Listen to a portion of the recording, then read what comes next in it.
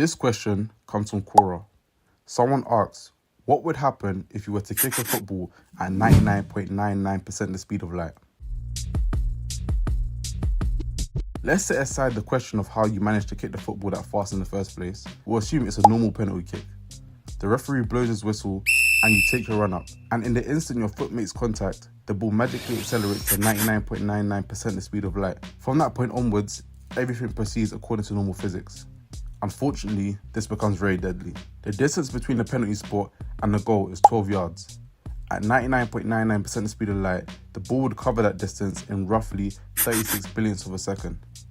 This presents the goalkeeper with a challenge. The human reaction time is around 0.2 of a second. The football's moving so fast that the air in front of it doesn't have time to move out the way.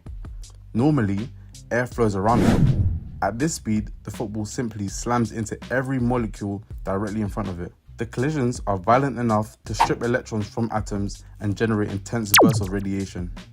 A glowing cloud of plasma begins forming around the ball. The football itself is not having a great day either. The leather covering it is shredded almost instantly. The synthetic fibers vaporize, and the air inside the ball ceases to be air in any meaningful sense. Within a tiny fraction of a microsecond, the football has transformed into a rapidly expanding cloud of extremely energetic particles. The goal is still directly ahead, technically. A shell of X-rays race across the penalty area just ahead of the ball itself. The goalkeeper is struck by this radiation before any information about the kick can reach their eyes. A few billionths of a second later, what remains of the ball arrives at the goal line.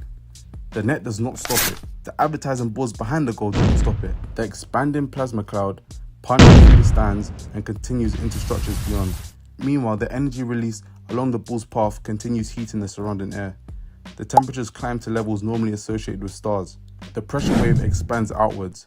Seats are ripped from their foundations. Anyone watching from nearby would see a flash brighter than the sun. A moment later, a glowing fireball would rise above the stadium.